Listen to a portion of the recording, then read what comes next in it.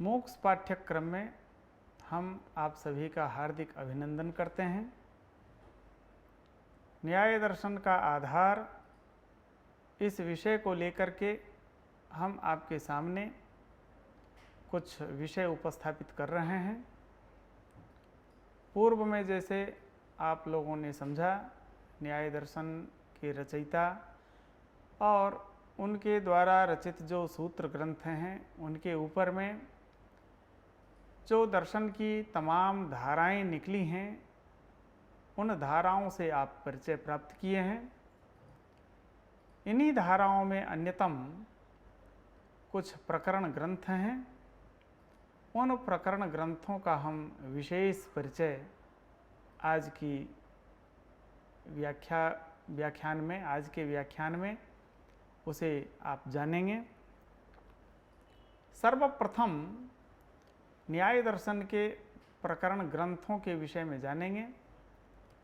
प्रकरण किसे कहते हैं, उसकी क्या परिभाषा है, इसके संबंध में एक श्लोक उद्धृत किया जाता है।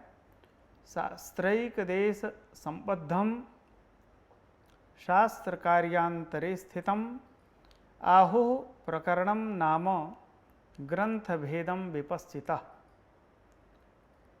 प्रकरण हम उसे कहते हैं जो संपूर्ण शास्त्र के एक देश से संबद्ध हो,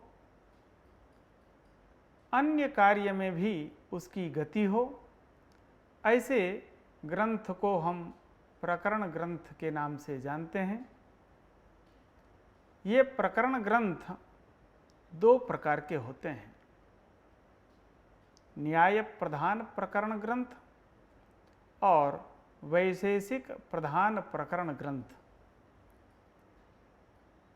न्याय प्रधान प्रकरण ग्रंथ में भासर्वज्ञ प्रणीत न्यायसार, वरदराज प्रणीत तार्किक रक्षा, केशव मिश्र प्रणीत तर्क भाषा ग्रंथ हैं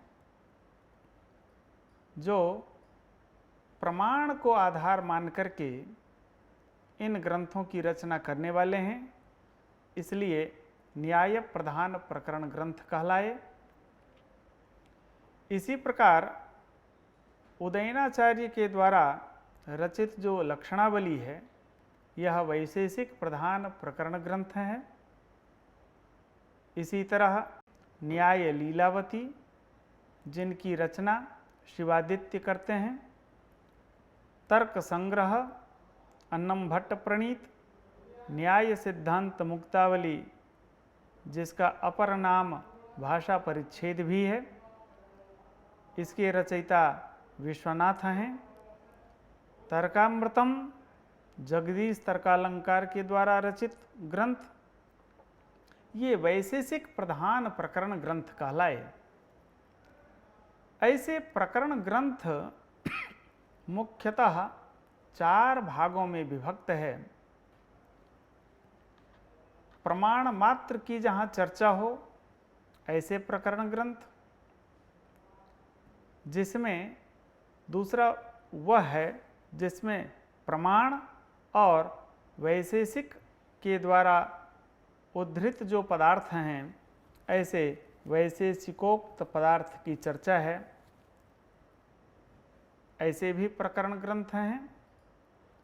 तीसरी कोटि के प्रकरण ग्रंथ वो हैं जिनमें मुख्यतया वैशेषिक पदार्थ की चर्चा है और इन्हीं चर्चा के साथ में न्याय दर्शन में आए हुए जो पदार्थ हैं उन पदार्थों का भी समावेश वैशेषिक पदार्थोक्त पदार्थों में, वैशेषिक दर्शन में उद्धृत जो पदार्थ हैं उनमें इनका समावेश कर दिया गया है।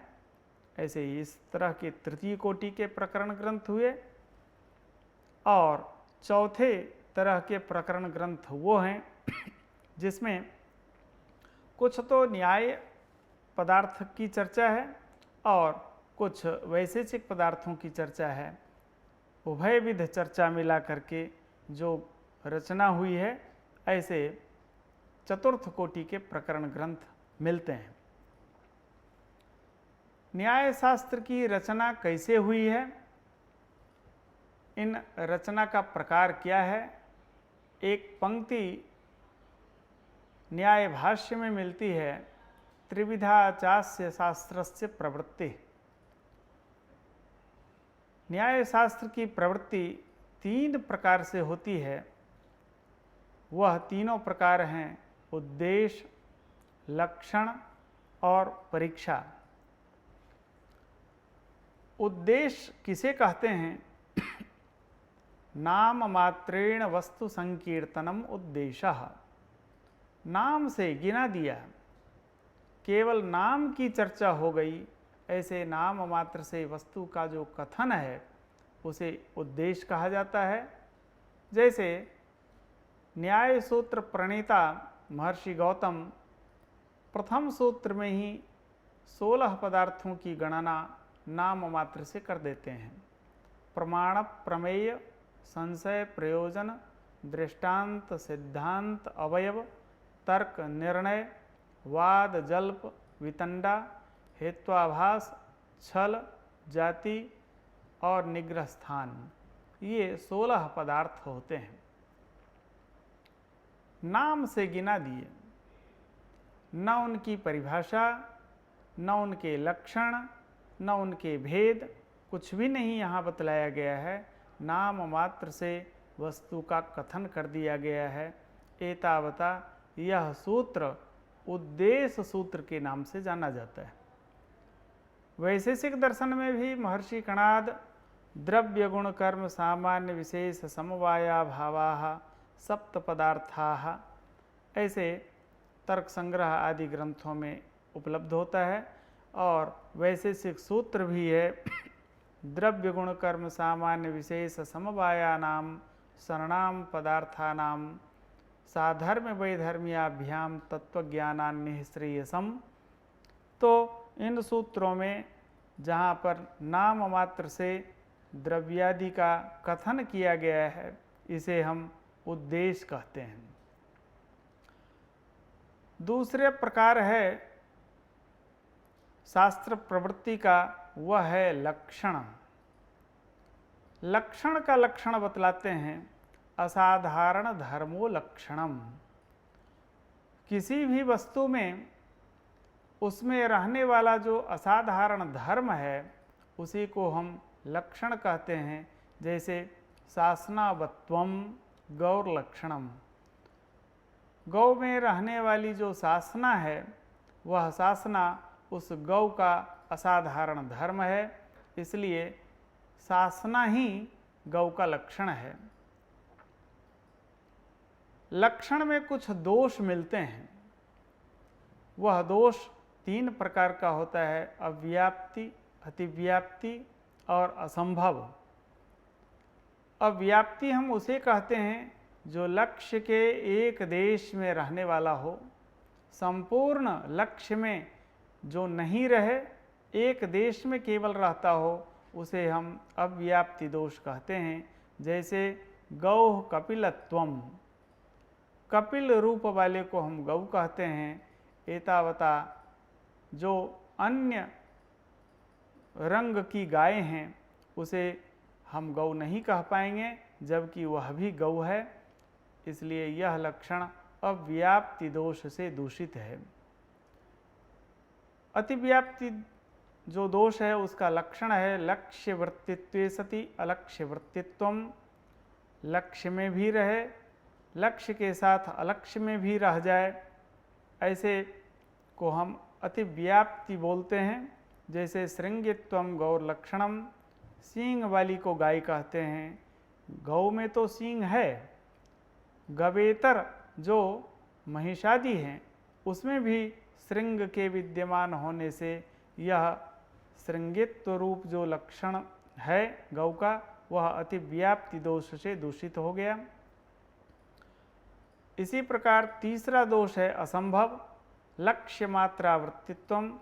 किसी भी लक्ष्य में वह लक्षण नहीं रहना, वह असंभव दोष कहलाता है। जैसे गोर एक शफवत्वम, गाय को हम उसे कहते हैं जिसे एक खुर हो। एक खुर वाली गाय नहीं होती है, सभी गायें 2 खुर वाली होती है। एतावता गोरेक्षफवत्वम, यह असंभव दोष से दूषित लक्षण है। तीसरा शास्त्र प्रवृत्ति का प्रकार है परीक्षा। लक्षितस्य लक्षणम संभवति नवेति विचारः परीक्षा, जिसका लक्षण हमने किया है वह उस लक्ष्य में जा रहा है अथवा नहीं, इसका विचार करना परीक्षा कहलाता है। और परीक्षा का फल है दोष का परिहार। इस ग्रंथ में 4 अनुबंध होते हैं: विषय, संबंध, अधिकारी और प्रयोजन। इस 4 प्रकार के अनुबंध चतुष्टय से इसे हम जानते हैं। प्रत्येक ग्रंथ का कोई न कोई विषय होगा, उसमें विषयों में आपस में कोई न कोई संबंध होगा, उस ग्रंथ का अध्येता जो भी होगा वह अधिकारी होगा, और इस ग्रंथ के प्रणयन का कोई न कोई प्रयोजन होगा। इसलिए अनुबंध चतुष्टय प्रत्येक ग्रंथ का अनिवार्य अंग होता है। इन अनिवार्य अंग की जहाँ पुष्टि हो जाती है वस्तुतः वही ग्रंथ माना जाता है। ऐसे अनुबंध चतुष्टय से संपन्न जो ग्रंथ है उसके अध्ययन से अध्येता की अभिवृद्धि होती है, उसका विकास होता है। तो इस पाठ्यांश में हम सभी ने ये जाना है कि प्रकरण ग्रंथ क्या कहलाता है, उसके कितने भेद हैं, प्रकरण की परिभाषा क्या है, क्या न्याय प्रधान प्रकरण ग्रंथ हैं और वैशेषिक प्रधान प्रकरण ग्रंथ क्या हैं, इन सब की चर्चा इस पाठ्यांश में हुई है। इस पाठ्यांश में सम्मिलित होने के लिए हम आप सभी का हार्दिक आभार व्यक्त करते हैं। धन्यवाद।